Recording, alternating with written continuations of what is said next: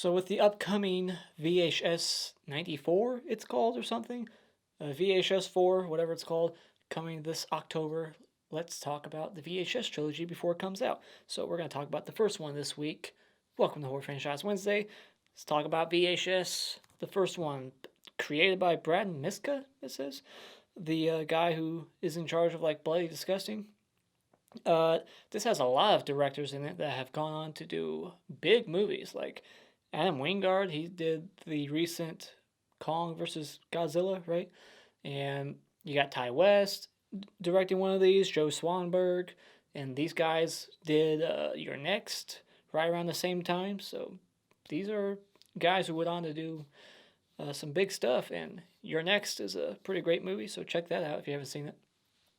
This movie is an anthology about these guys who stumble upon these tapes and they're just watching them in this old house with this dead guy in it, and we're just witnessing the tapes that they're watching. That's really it's a simple story.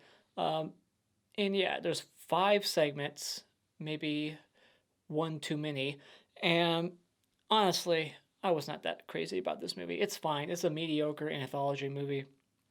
It's got a couple of good segments in it, but overall, it's just nothing in this movie stood out. Nothing in this movie was great.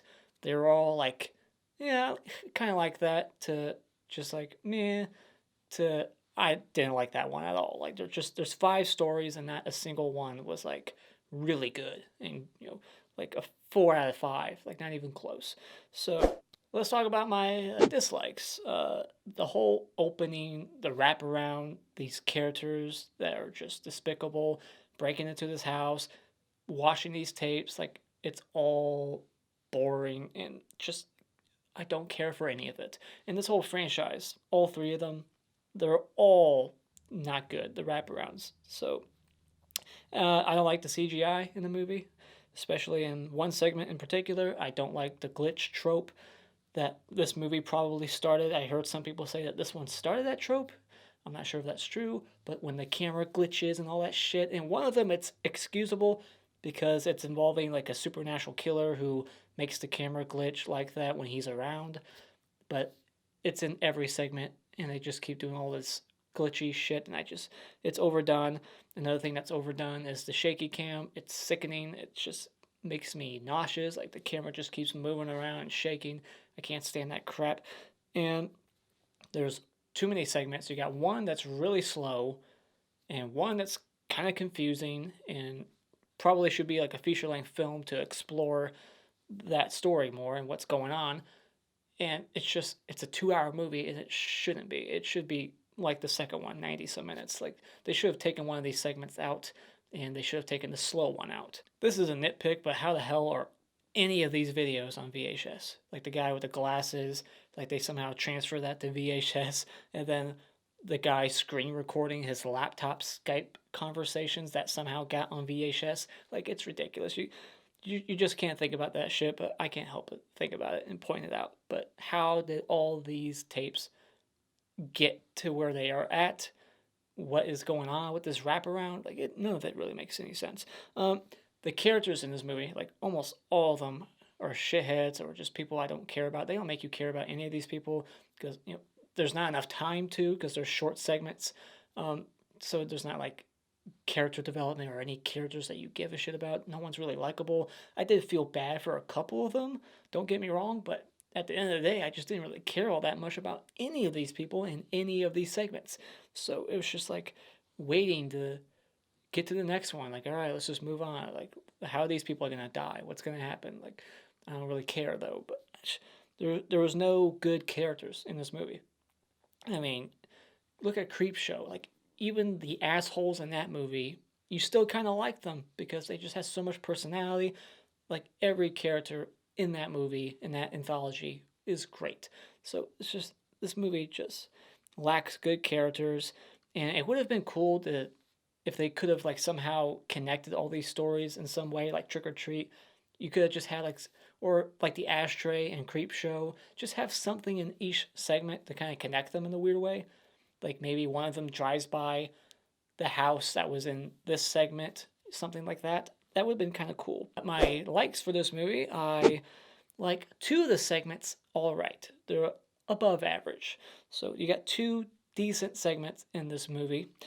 The first one and the like fourth one. And there's a couple of creepy moments, some here and there. It has its moments, and there's even some good gore here and there. There's like good gore when this guy's like reaching his hand inside the body, and there's one that's like a Friday the 13th supernatural segment where there's people getting picked off one by one in kind of gruesome ways. So that was kind of cool. And I like the idea of the glasses that were filming everything. I thought that was a neat idea for a POV found footage movie. And I like that there's a variety here. Like, it's not like every segment's the same kind of genre. You got supernatural, you got ghosts in like the one segment, and like a crazy person in this one. You got like the slasher segment, and there's enough here. Like a monster in the first one, some kind of creature.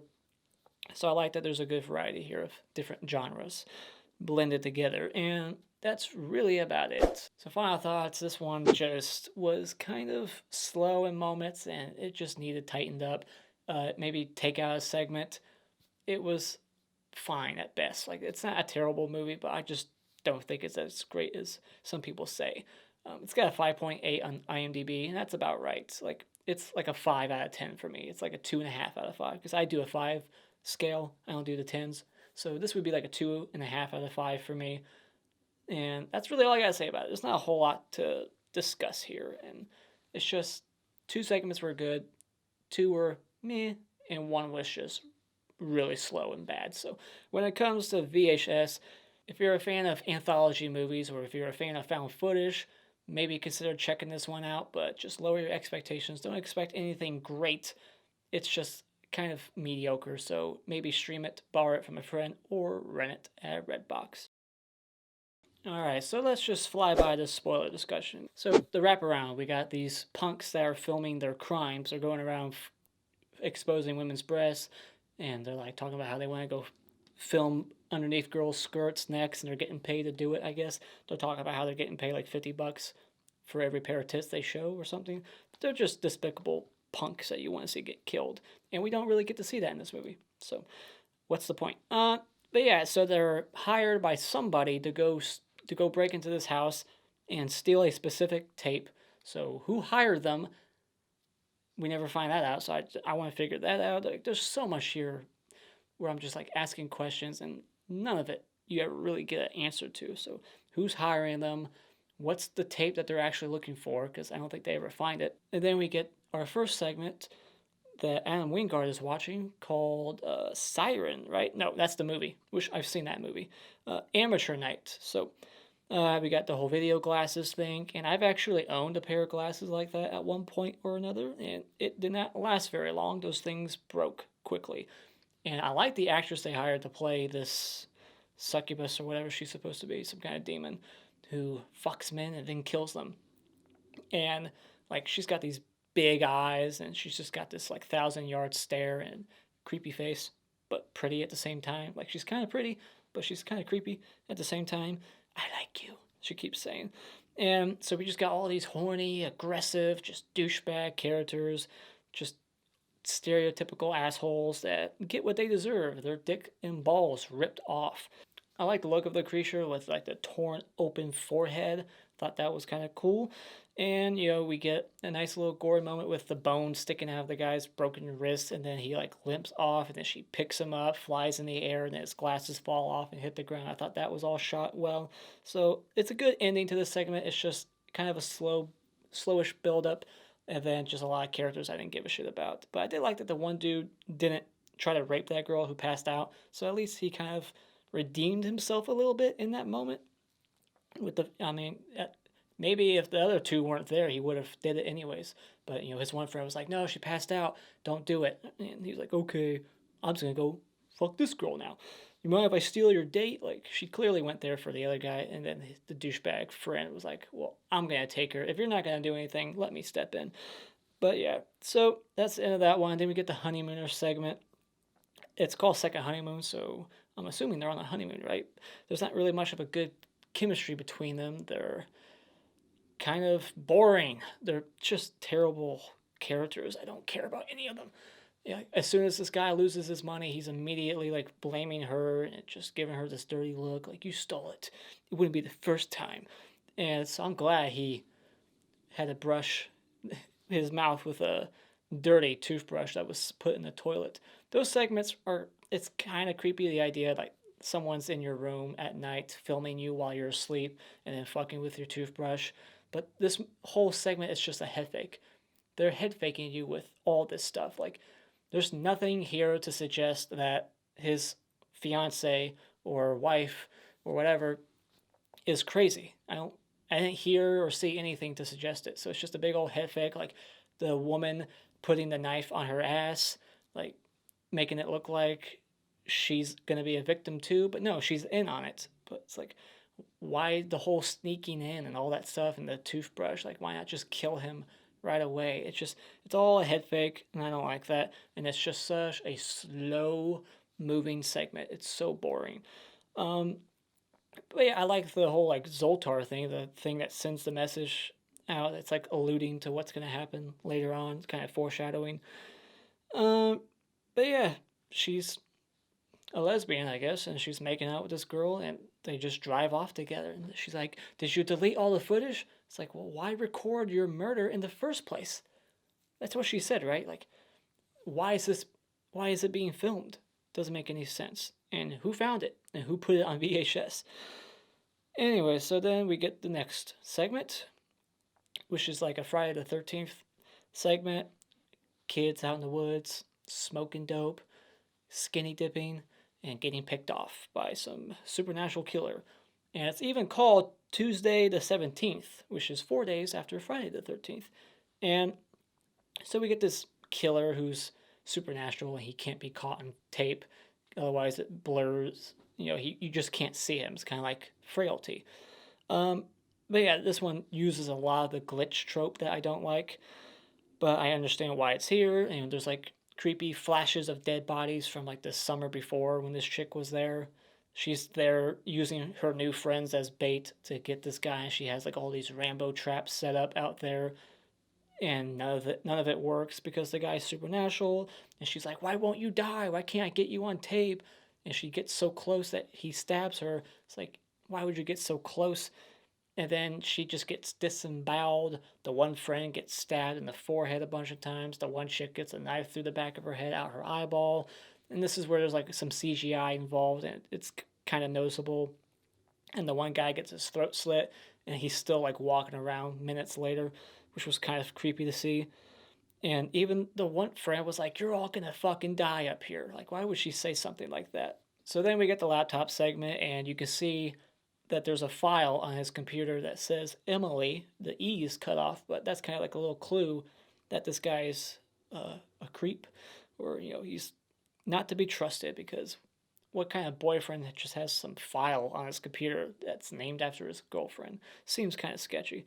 But whatever. So the twist of this movie, there's a couple of good scare sequences where like the little person, like it's a little kid, I guess, that runs in like a ghost and just quickly runs back out. He's like covered in a white sheet or something.